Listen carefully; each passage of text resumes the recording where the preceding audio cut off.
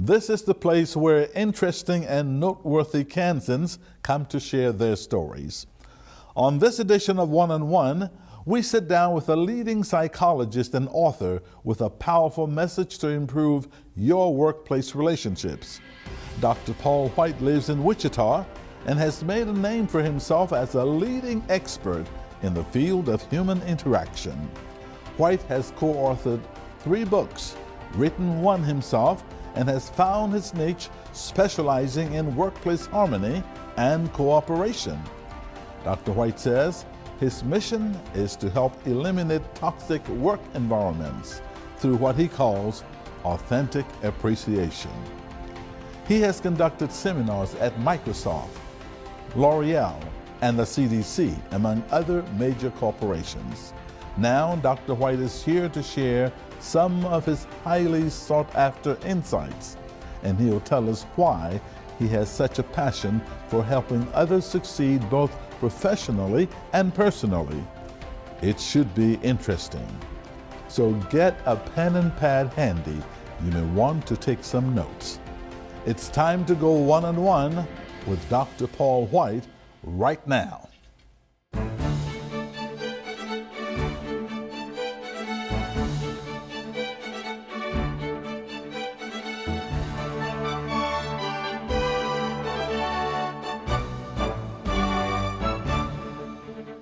Hello and thanks for tuning in.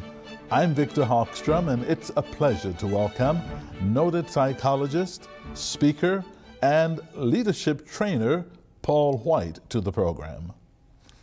Dr. White, how did you come or decide to specialize in workplace relationships? Interesting. Yeah, Victor, my theme has become making work relationships work. And the way that happened is I grew up in the context of a family-owned business in Lawrence that my grandfather and father started, and so I grew up working there. And I did never work there as an adult. I worked there as a kid and teenager. But after I went and got my master's in counseling and PhD in psychology, I really focused on families for the first probably 15 years of my practice, working with kids and families in various settings. And then a number of my friends who were business consultants and who knew of my background and having sort of lived through business issues and family business issues approached me because 85% of all the companies in the US are family owned. And so there's this overlap between family and business. And so they kept running into family issues that they weren't trained to deal with. And so they asked me to help them with that. And so initially it was things like, a father and a son not getting along, or 2 brothers or something like that. And then it moved into business succession planning, which is helping them decide who's going to run the business in the next generation, who's going to own it, and how you're fair to the rest of the family. And so I did that. And then that led into really the relational aspect of work. And so that's how I got there. And this was after your professional training, though? Yes, sir. College. Uh-huh. You received your degrees, Wheaton College, a Right. bachelor's in Christian education. Christian education. Uh-huh. Your master's In counseling at Arizona State. and in Georgia. Yeah, my PhD in counseling psychology at Georgia State, which at that time was the largest urban university in the United States. And so after all of that training is when you began really putting this into practice? Yeah, actually probably 10 years even after being here in Wichita for 10 years. I had the privilege of working at Prairie View and developed a subspecialty of testing students that have learning difficulties, ADHD and dyslexia and that kind of thing. And then this opportunity came up and started going that direction. So was this something in your family business that prompted you, that led you, that directed you to become a counselor for businesses? Well, I think it was the unique set of skills and experiences that I had, because most psychologists or counselors don't have necessarily a business background or understand that. And so that knowledge and experience gave me some added insight in dealing with business issues. Okay, you have heard of Leo Buscaglia, Yes. longtime public television personality. Absolutely. And you've heard of the Love Doctor, Dr. Ruth. Sure. How do you compare and contrast to those too? Well, they're big names, and I'm sort of a little name. That's one way. And the other is that, they, I would say, focus primarily on personal relationships and the dynamics around that, whereas most of my focus is on workplace relationships, which obviously has a different dynamic than, family and close friends. How mentally healthy, Doc, are most American workplaces? Oh, wow. Most American workplaces are currently not very healthy. I just read an article that was put out by the Gallup organization that surveys workplaces, and they just found out that from 2018, 87% of the workers are either not engaged, meaning they're there physically but not there mentally or emotionally, or totally disengaged, meaning they actually are sort of undermining what's going on. So there's a real problem with the connectivity between employees and the workplace and the management and sort of the mission of what's going on. What is responsible for that? Well, I think there's a lot of factors. I think one is that we haven't done a good job of helping people develop realistic expectations about the workplace. I happen to believe that work is work, and it's tough, and it's not always fun, it's not always meaningful, especially entry-level jobs, right? You come in and you've either bad hours or not much pay. But the other part of it is that we have somehow in our culture gotten to a place where we mainly think about employees as resources to help achieve our goals, whether that's financially or success of a mission. And what happens then is we treat people sort of like machines or production units rather than people. And that's part of our focus, is to help treat people like people, because employees are first of all persons. What is your assessment process in determining healthy or unhealthy workplace environments? Well, we have an assessment. It's called the Ratings of Toxic Symptoms Scale that goes with a book that I wrote on toxic workplaces. It's interesting. I started out dealing with the positive aspects of workplaces and wrote the 5 languages of appreciation in the workplace. But as I was going out and speaking about that, I would have people come up at breaks and tell me stories about how nasty their workplace was or what their boss was. And so wound up doing research on toxic workplaces and found that they're pretty frequent and can be very damaging and toxic in the sense of really unhealthy. And if you continue there, I mean, it could sort of kill you as a person, not necessarily physically, but emotionally and relationally. And it is this book you just referenced, right? The 5 languages of appreciation in the workplace. Right. Yeah, so I had the opportunity to work with Dr. Gary Chapman, who wrote a very famous book called The 5 Love Languages, which has sold 14 million copies. And we took the concepts from there and applied it to work-based relationships. And we first published it in 2011. It came out again here at the beginning of 2019. And we've been fortunate to sell over 350,000 copies, and it's used worldwide in 18 languages. Most of what psychologists do, believe it or not, is not that complicated. So, a core concept for our book is that not everybody feels appreciated in the same way. And so that's why we have 5 different languages. Do you have a recipe for maintaining a healthy workplace? Yes. Share it with us. Well, one is that I really believe in direct communication. That workplaces, we found that there were 3 main components that created a toxic workplace. A sick system, which is a workplace that uses a lot of indirect communication, doesn't hold people accountable for their choices and their actions, and poor communication decision making. Secondly, toxic leaders. And a toxic leader is different than an incompetent one. I mean, we all have to grow and get better, but a toxic leader really is a nasty person that's mainly looking out for themselves. And so they will take other people's work and take credit for it. They will use people and then sort of throw them away when they're not of use anymore. And then the third component are dysfunctional colleagues, people that blame, make excuses, complain, create conflict among other people. So we found that those three parts together make really unhealthy ones. So if you take the opposite, direct communication, healthy communication, leaders who are there as servants and helping other people grow, and then healthy relationships among colleagues. Those are sort of the key elements to make a healthy workplace. So your primary goal is to make America's workplaces healthy. Absolutely. You're right on target. How is that coming? It's coming well with the groups that we're able to work with, and that's increasing, fortunately. Our book has sold more copies every year than the prior year since 2014, I think. And but there's still a lot of negative workplaces out there. But we find that when a person or a team wants to improve their workplace and make it more positive, it's not that difficult in the sense of conceptually. It takes effort. And I would say often the two first steps are don't contribute to the negativity. If there's gossip going on or complaining, just don't add to it.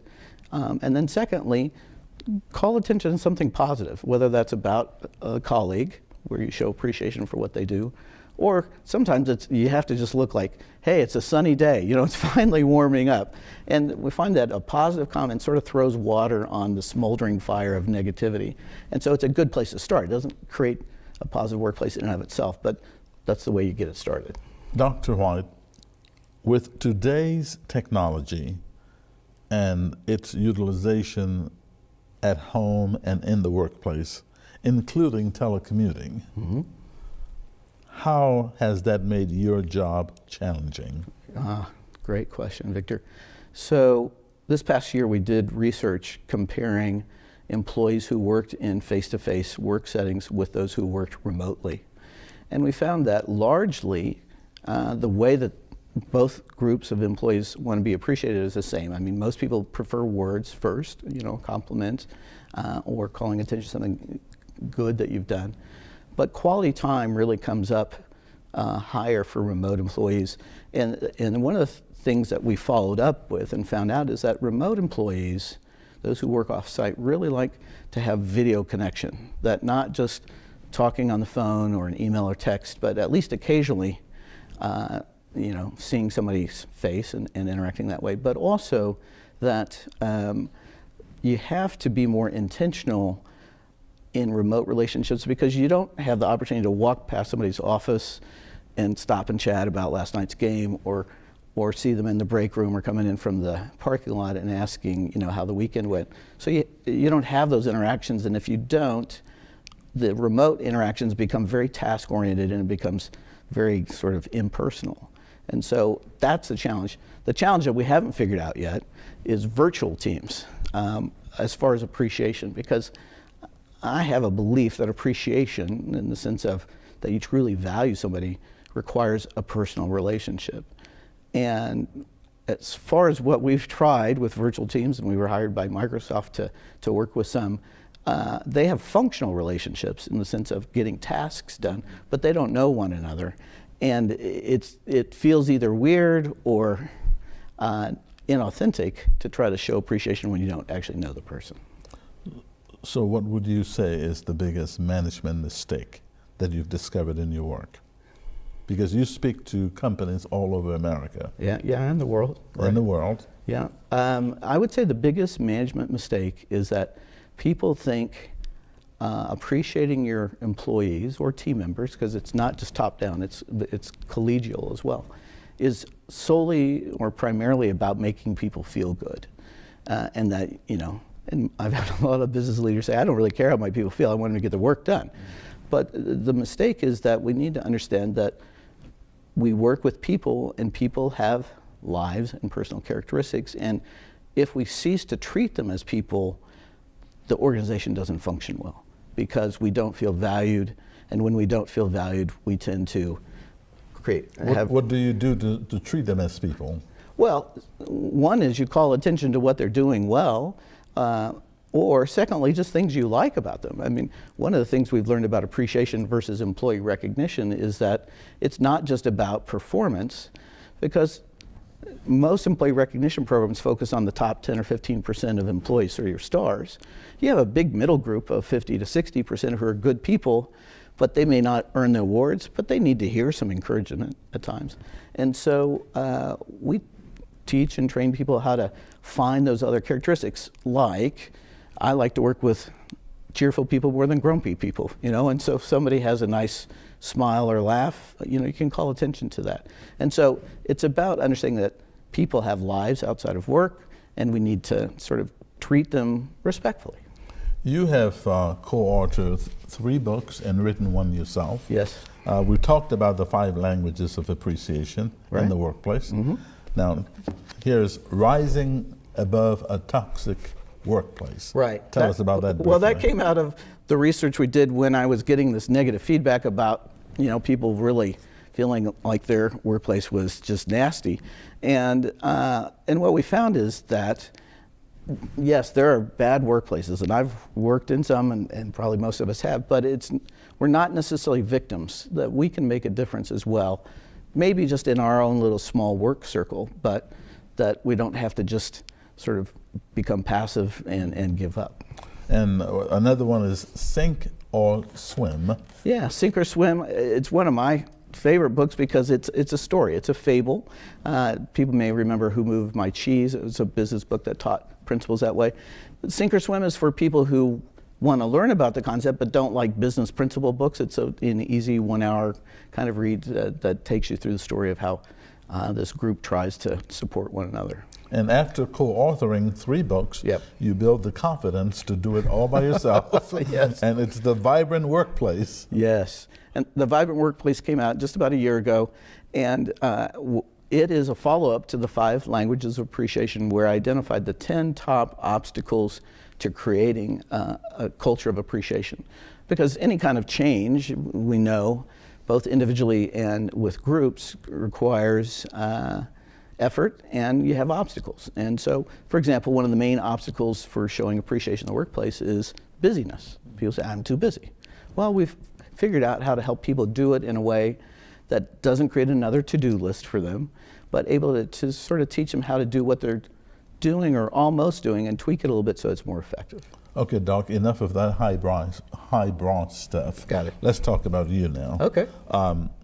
Tell us about yourself. Where did you come from? How did you end up in Wichita? Yeah, so I grew up in Lawrence, and Lawrence, Kansas? yes. Okay. And still have family there, and grew up in a family-owned business in a conservative Christian home.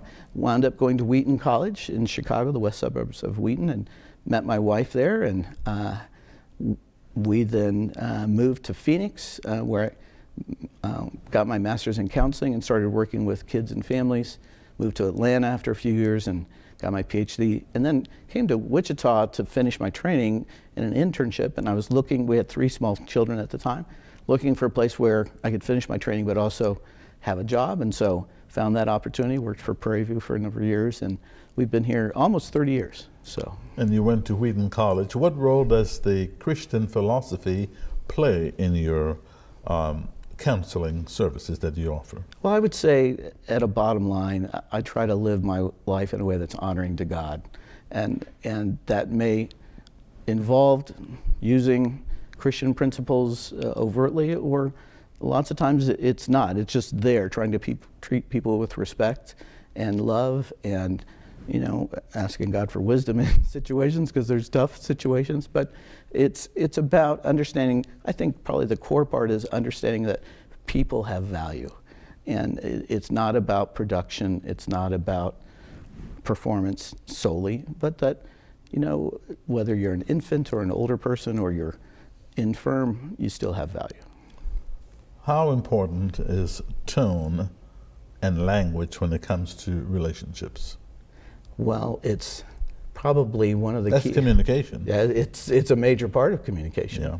And there are lots of examples of I can say I'm not angry, or I can say I'm not angry, I'm not angry, or I'm not angry. I mean, all of those mean different things in the context. And so one of the things that I find in our culture that we're having to learn is how to communicate those things electronically through email and text. I mean, I think most of us learn you're not supposed to write emails in caps because that sends, an intensity that maybe you didn't intend.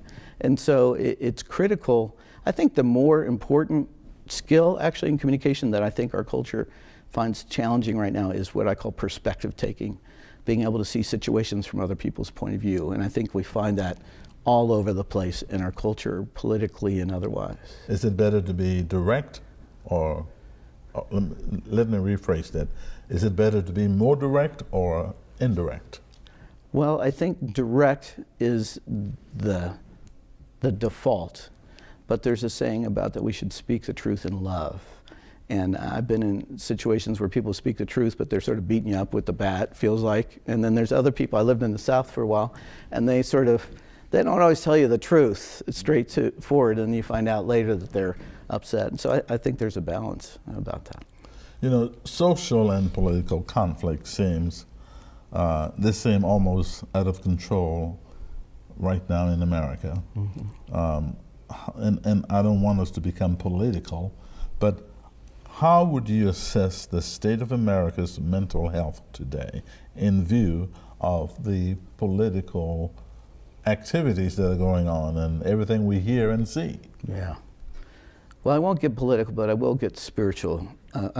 And that is, I think when we take God out of the equation of life, we start to really veer off into a lot of bad directions. Not in a God controlling a religion kind of point of view, but that we're not the beginning and end of life, and that there are principles beyond us. And I think that's where the values of one another and treating each other with respect and learning how to listen come from. I think politically and otherwise we're in a very unhealthy state because it doesn't appear that people want to listen or understand. They just want to talk and share their views. So you've been dealing with problems of other people in the workplace. Yes. It's your emphasis. Anything at the interpersonal level, personally, for families, for people? Sure. I mean, for 30 years I've tested students that have learning difficulties. So at the individual level, I've tested here in Wichita probably 5,000 students, attention deficit disorder, things, dyslexia. And clearly communication always comes into the factor in any kind of relationship. And I would say a big issue right now is respect. Interestingly, I did some research across generations, and I found that every generation feels disrespected currently. I mean, we sort of beat up on the millennials for a while here. Boomers feel disrespected, Gen X, even Gen Zs. And what's interesting is we're more clued into when we feel disrespected than when we feel respected. I mean, there's a warning sign that goes off. And part of that, I think, has to do with lots of times we overvalue ourselves and think we know more or should be respected more. And we just need to chill a little bit and just get to know one another. So in dealing with all of these various problems that sometimes can be depressing, what excites you, Doctor? Oh, I love to fish. I love to work with trees, plant them and trim them. I love my family, my wife, my kids, my grandkids, and I love nature. I love driving to work here in Wichita and having the sun come up and see the clear blue sky and the sunsets we have. Nature really rejuvenates me, as does music. What is the meaning of life for Dr. Paul White today? Wow. I would hope, my goal is to live my life in a way that brings honor to God and treats others with love and kindness in the situations that I find myself. I got a long ways to go on that, but that's the target. So compare and contrast between that meaning you just give and the meaning of life years ago for you. I think over time, especially when I was younger, it was largely about myself, wanting attention, wanting focus, wanting people to like me. Isn't that the way it is for all of us? I think, well, hopefully we grow out of it. Getting older doesn't always mean we become wiser, but we usually start there, being pretty self-focused. So in a nutshell, tell us, Who is Dr. Paul White?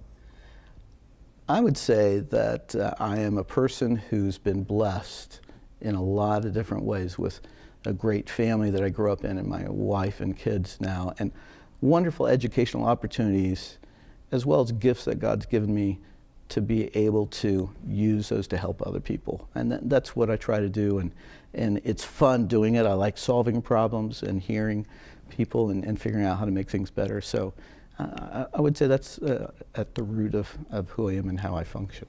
And you live in Wichita? I do, just outside. Northeast. Just outside of Wichita.